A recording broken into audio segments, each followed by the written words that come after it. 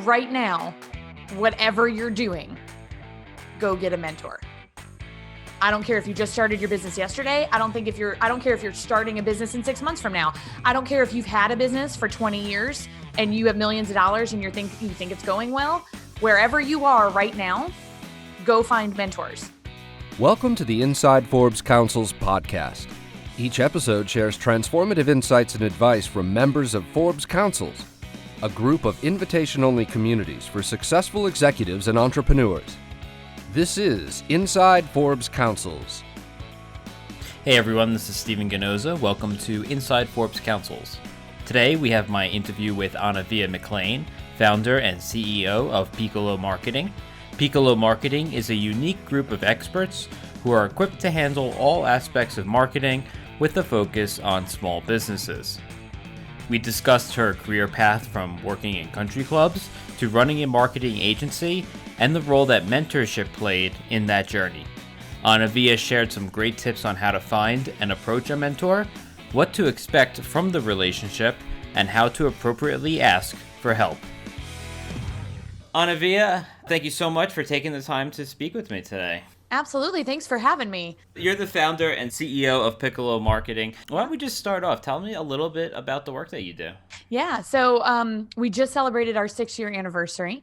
And about 6 years ago, I noticed a hole in the marketplace where small business owners didn't have the resources to hire a full-time in-house marketing director or, even somebody to help with a full-time person, nor did they have the money to hire some of the bigger box agencies that were really prevalent in Nashville the time. And so I kind of came in and said, hey, I know how to do that and I can help you with that. And it would be experienced growth and at a rate that you can afford. And the company has evolved since then. So now we act as the outsourced marketing director / department strategically for smaller business owners. And so our packages are designed to be foundational best practices for mostly digital marketing, where we create the content, develop the strategy, and then our team of experts, we sort of have a cost share initiative here, but we come in as experts and execute the work for our clients. So you're sort of a fractional CMO in a way. Yes, one of our packages is actually called the fractional CMO. I'm glad that I could describe it so concisely. That's exactly what it is. Yeah. So you mentioned that your business started at least by seeing local businesses had a need for these services. Are your clients still primarily local businesses? Has that changed as the business has grown? So I'm in Nashville, and most of our client base is in Nashville just because that's how referral networking works. So I'm a big networker, and you get a lot of just referral clients that way. We also have clients in other states now, but I mean, we've grown to different areas of the country. And then some of our clients have grown to where maybe their first location was in Nashville, but they started growing with us to different locations in different areas outside of the city and outside of the state. So we can pretty much work with anyone. I say in the United States, and that's mostly for time zone issues. Our new business development lead is from Australia, and we debated tapping into his network, but the time zone change would have been quite a challenge. So you didn't want to be working 24/7 around the clock. Yeah, our core company principle is happiness, and I'm pretty sure a 24-hour workday would have made that a little bit of a challenge. Actually, let me ask you about that. Tell me what you mean by that your core company principle is happiness. So I mentioned 6 years ago, I started the company by myself. My background's in hospitality and private club management, and unfortunately, those aren't great industry environments for young females. And so coupled with a few other things in my life, I was, when I started the company, I was actually clinically depressed. I was having panic attacks, constant anxiety, and except for a few networking events, I was pretty much holed up in my house. And I was on unemployment. So I had left a job that was very toxic, had worked as an independent contractor for a few places, but basically mental health became my primary focus. And my initial goal for the company was to just not get evicted. It was like, if I could just pay my mortgage every month and, have some ramen noodles. And luckily my network was really strong and I was able to build a client base. I had 15 clients in like 6 months. It was great. But that led me to have to start to hire people and to get help. And because of the, again, the work environments that I had experienced, I was like, you know what, if I'm going to do this, I'm going to do it where I don't dread going to work every day. And the people who work for me feel the same. How would you say that, focusing on happiness, making sure that you're connect this idea of happiness as a core value to like the impact and success you have as a business? So what we did is we created core company principles together as a team, which I feel really strongly about because mission statements that are buzzwords that no one ever pays attention to are kind of meaningless. So we sat down in one of our quarterly meetings and said, what do we want our core values to be? And we chose three. So they're kind of related. So the number one core principle or value is always happiness. And that's it. It's literally the word happiness, period. When we filter decisions that we're making day to day, it's through that value of happiness. Is this going to make or keep our team happy? So I gave you the example of a prospective client. We do a lot of discovery with prospective clients. Not necessarily, I mean, part of it is learning what services they need to create a custom proposal. But honestly, a lot of it is evaluating, are they going to be the right fit for my team?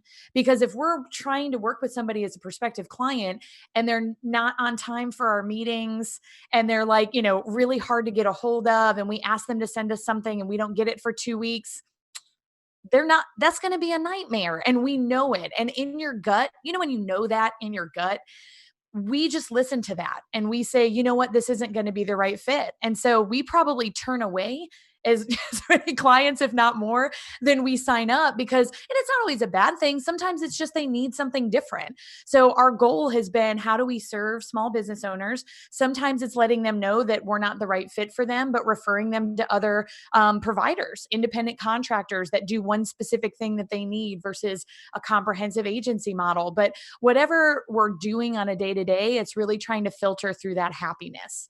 What's going to keep the team happy? It's, making sure we're honoring business hours and not making people, we work remotely.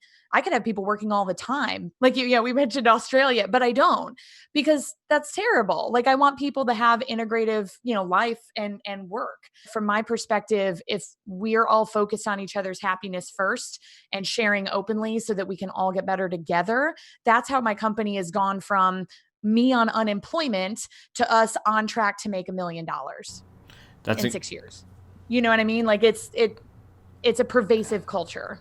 That's incredible. And Thank yeah, you. and yeah, it's informed, I imagine, largely by your experience in hospitality, which Yeah. you said was not great or toxic. But so I want to go back to the origin story, if you will. So you were working Please. in hospitality in what capacity? So I started working in restaurants when I was 16. And I wanted like cell phone pizza money, that kind of thing. I was like, man, I really need more pizza and I really need a cell phone. So I started working as a hostess in like a corporate steak, restaurant kind of thing. Quickly went to work for some private chef owned restaurants in downtown Nashville. And by the time I was 22, I was really interested in event management. So I took a job at a local country club. I was there for about 3.5 years. And again, a lot of these experiences as a young female are very challenging, when you're in kitchens and when you're in private clubs with members and expectations and things like that. So, there's some weathering of the storm that happened between the ages of 16 and 28 or, 29, 28 when I finally left. But I was at the country club and then I moved to a city club, which is essentially a country club without the country part, the tennis courts and the golf course and things like that. Right. And, very similar there. So I was there for almost 4 years. And by the time I left, I was running the club.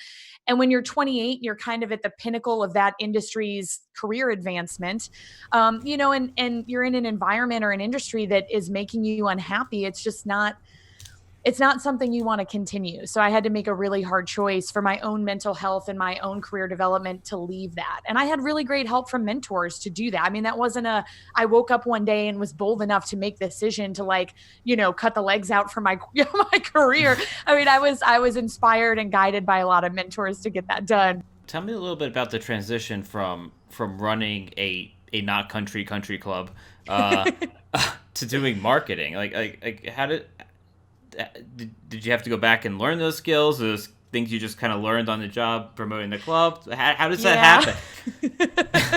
So So interestingly, a lot of people don't know country clubs are usually nonprofits. So, the ones that are not privately owned are usually nonprofits. It's not a nonprofit like a traditional 501c3. These are nonprofits where all of the money that's made has to be reinvested back into the club because the club members own it cumulatively. So we never had any money because people always wanted, well, do I want to give money to Facebook ads or do I want to give money to a new big screen TV for the clubhouse? That one always won. So basically in restaurants, I helped with marketing a little bit, and I did get my associate's degree in communication from Volunteer State Community College, which is, I still go back and do some guest speaking there. I love that institution and some of the professors there. But the transition was very incremental and organic and very boots on the ground. So I don't have a marketing degree. I have real life experience building front page websites in 2004, 2005. You know what I mean? Like this was where when Facebook was starting, Right. that's when I was like learning how to use it organically in real time. I'm in a club and my boss is saying to me, you need to figure out a way to sell more memberships and get our members more engaged. Well, I heard about this thing called Facebook and they have groups. Let me see what that's about. And so being immersed in that and then just sort of staying on top of it as it was, as it was developing. At the last place I worked in the industry, I went from selling memberships to being the sales and marketing director for a period of time before I became, the manager of the larger operation. So, a lot of it was just organically learned. And honestly, like those foundational principles, that's what small business owners need. Big SEO companies, and there are really great companies out there that do phenomenal work, but like a big SEO company that comes in and they say, yeah, all we do is SEO and we're great at it. I bet you are. But a small business owner that only has $1,000 a month to spend, they've got to figure out a way to make that budget apply to a lot more than just SEO. They've got to be posting on social. They have to be engaging their audiences with email.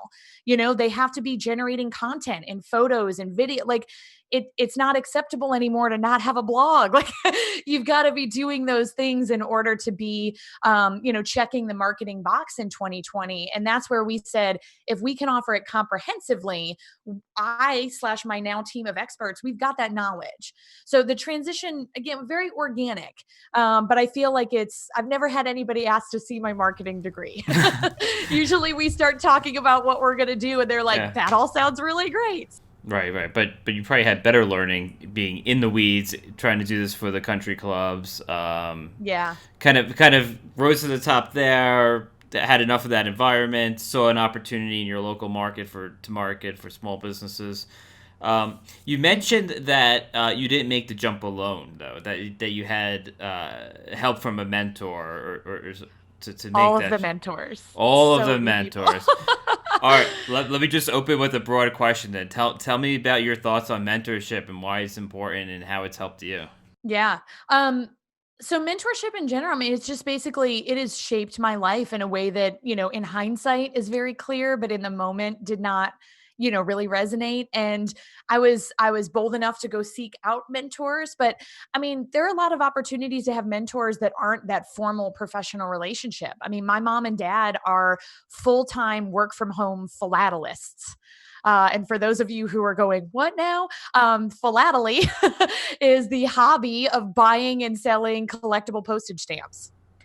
So Yeah, I had no they had idea. right, I know. So, they served as great mentors for me as I was, they went through the same thing. My dad was a doctor, my mom was a nurse, and, they loved what they did, but they got burnt out. 20 plus years, of being a doctor and, where he's a pediatrician, he got burnt out and he was like, I'm really passionate. I've always had a hobby around stamps. I want to see if I could sell some more on eBay. And now both my mom and my dad are full-time, work from home, e-commerce people, and they're world renowned for what they do. It's amazing. So as I was going through this transition, I was able to rely on them a lot for their experience. And, how do you know when it's the right time to follow your passion?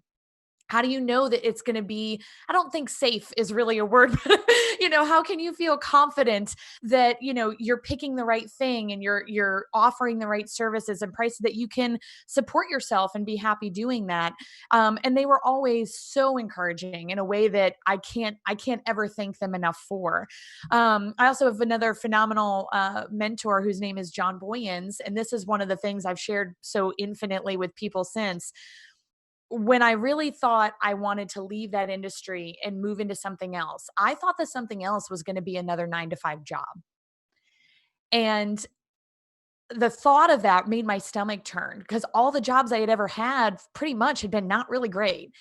And the thought of going in and just starting over, in a new company was really daunting. And this is a guy, he's still a friend and mentor and client to this day, but he was so nice. I barely knew him. I had met him at a networking event and reached out and said, "Hey man, can I buy you coffee for 30 minutes? I really need some advice." And I sat down and I said, "This is what I'm experiencing. I don't know what's next, but I know that you have a lot more experience than I do. And anything you can share with me, life lessons that would help, I'd appreciate it." And he gave me this really great thing. He said, "Go into your office, close the door, and write down everything you've ever done for your jobs." So not like a resume, like I managed a P&L for $2 million. I, scheduled lifeguards to work the pool. I ordered office supplies, whatever it is. And then he said, once you're done writing, maybe you have 30 or 40 things there, gut alone, pick the thing that you loved doing the most. Gut alone, like no qualifiers or rationalization. What was the thing that really you enjoyed doing the most? And he said, then do it for the next 3 to 4. So you don't want to have more than 4 or 5 things. And he said, when you figured out those 4 or 5 things, go find a job that is only those 4 or 5 things and stop tolerating all of the other crap. And my head like internally exploded. It was like, oh, wait, you mean I can do that? Like I could find something that makes me happy and like not just take other jobs because they tell me that that's stuff that I have to do, but I could like seek out something that really fits me. And he said, if you can't find a job, make one. If you can't find that job, go make one. And I didn't know it at the time, because hindsight, but he inspired me to go start my company. I worked for 2 or 3 other little marketing startups and I got some great experience in working from home or remote work management.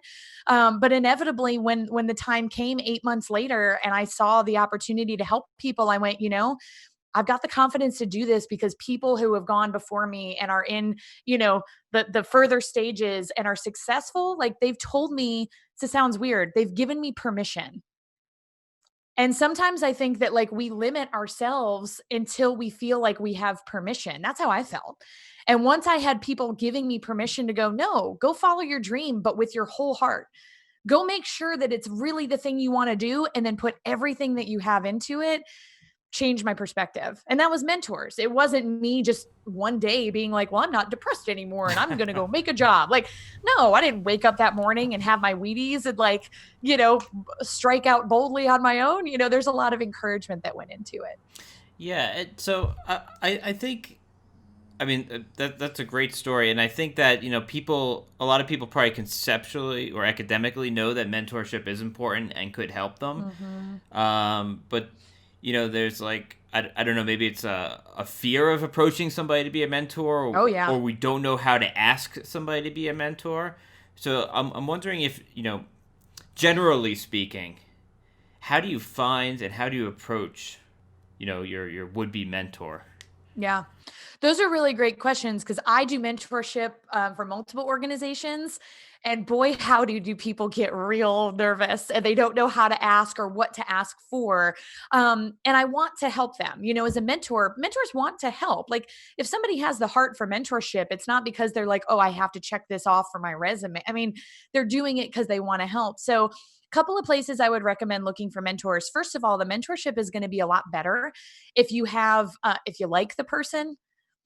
Like if you have some sort of connection or just personalities, mesh really well, I'm usually looking for mentors like in networking events and industry events.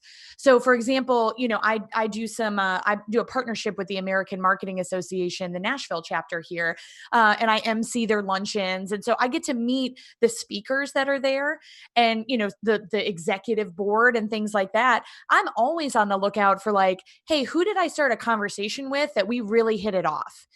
And a mentor doesn't have to be someone who's 30 years older than you and like, has millions of dollars. Like if somebody has one thing in their business that you or their professional or personal life that you're interested in developing in, boom, mentor. We joke all the time. I have a friend who is about 20 years older than me. And she jokes all the time. She's like, you're my favorite mentor. I'm like, thank you. But it's that learning. So industry events are great. And then most places in the country actually have something called SCORE, SCORE. And this is in partnership with the Small Business Association. So here in Nashville, I'm one of the certified mentors for our chapter, and it's free mentorship. So these are people, most of the time it's retired executives, but they're starting to get subject matter experts and people who are still in the workforce because of relativity and current trends and knowledge. But they're great and it's free. You just go on the website for SCORE and apply. But yeah, those are two places that I usually look, and you're looking for people who really mesh with your personality, because, getting someone just because they're accomplished doesn't mean that you're going to get along with them well enough to really glean any benefit. And what should you reasonably expect to get out of the relationship? What you put in. Okay, let's expand on that, because I feel like in other discussions with not mentors, people seeking mentors, it's sort of it feels like some people have the expectation that's a little transactional. Like, what doors can this mentor open up for me? Yeah. So it depends on what you're looking for. So here's what I'll say. If someone comes up to me, I'll give you an example. So Vanderbilt is here in Nashville, and they have this really great program called Women in Business. And it's specifically for young female professionals in college that are looking to learn how to, network and get internships and like just, be professionals while they're still in college. So they reached out to community leaders like myself and said, hey, can you come mentor us? Perfect. If I meet a girl in that program or a woman in that program and, I've just met her and she walks up and says, hey, I would love for you to like give me a reference for an internship I'm applying for. I don't know you, and I'm not going to put my name on you because I don't know you, right? That's too much too soon. Now, if she comes up to me and says, hey, thank you so much for offering to be part of the program. I have a resume that I'm building for an internship application, and I would love to see if I could get, can I either buy you coffee or maybe just send it over to you and get a few minutes of your time to review that and get your advice on it. Would love to. So that's something where a couple of things there. I want to break this down. One, it's recognizing that the mentor is giving part of their time and respecting how much of it you are sort of entitled to as the relationship is budding, right? It is making sure that the ask is appropriate for where you are in your relationship. So it's not saying, well, you put your name on my name because we've never met before. It's saying, hey, can you look at something I've done and just, give me a little advice? There's also a set time limit to it. I know about how long it's going to take me 5 to 10 minutes to review her resume and give her some feedback. That is something I can fit into my schedule and feel comfortable giving back to somebody, right? It's also a relationship builder. So it's something that allows me to learn about her without me having to, commit to an hour-long lunch meeting or something. And then if she comes back and says, hey, thank you so much for that. Here are the internships I'm applying for. Do you have any advice? Or like, hey, I really appreciate that.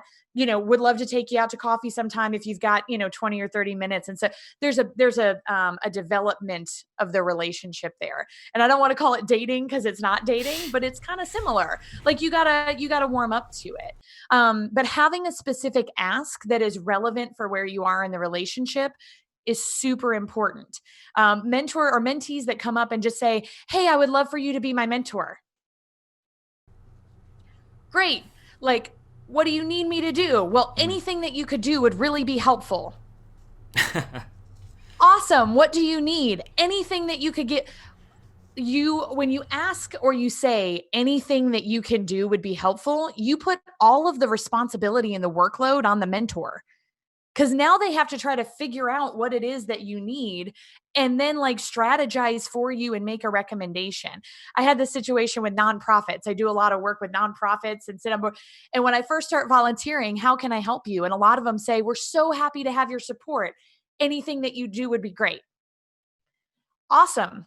What would you like me to do? And this is just a circular conversation.